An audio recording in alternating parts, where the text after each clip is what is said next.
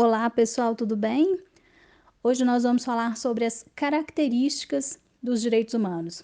Já está todo mundo junto comigo? Quem entrou depois já conseguiu colocar em dia aí a matéria? Então, nós vamos dividir esse tópico em duas partes.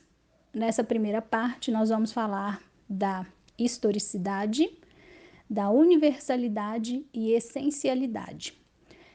A característica da historicidade, e essa é uma característica comum a direitos humanos e direitos fundamentais, significa que esses direitos foram construídos com o decorrer do tempo. Eles não surgiram todos de uma vez, de uma hora para outra.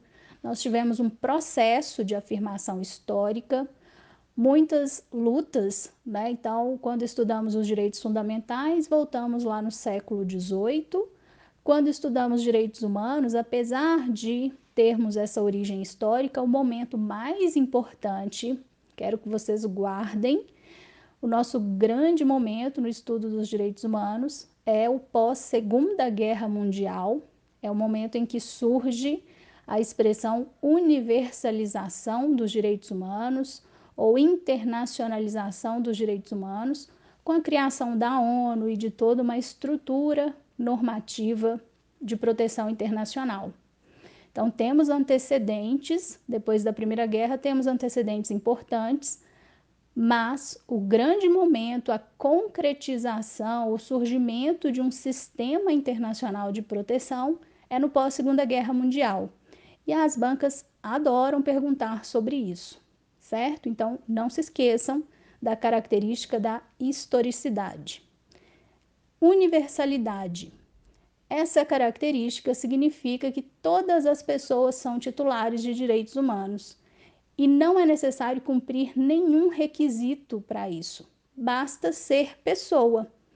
Então, por causa da dignidade que é inerente a todas as pessoas, todos nós podemos reivindicar direitos, tanto no plano interno quanto no plano internacional, independentemente de qualquer característica ou religião, status social, econômico, cultural, né? Então, não se admite qualquer tipo de discriminação por causa da característica da universalidade. E a última de hoje, essencialidade. Essa daqui não é comum encontrarmos esse termo referente aos direitos fundamentais, mas os autores utilizam muito para os direitos humanos. O que isso significa? É um conjunto de direito que tem por objeto valores supremos do ser humano. Então, são valores essenciais, porque protegem a dignidade humana, esse é o conteúdo material dos direitos humanos, e justamente por isso precisam de uma posição especial no ordenamento jurídico. Então, quanto às normas constitucionais, nós já sabemos que estão lá no topo da pirâmide normativa, e quanto aos direitos humanos, apesar de não serem todos os tratados que têm status de norma constitucional, sabemos que alguns, isso foi uma conquista, já podem ser incorporados com status de emenda ou serão pelo menos normas supralegais.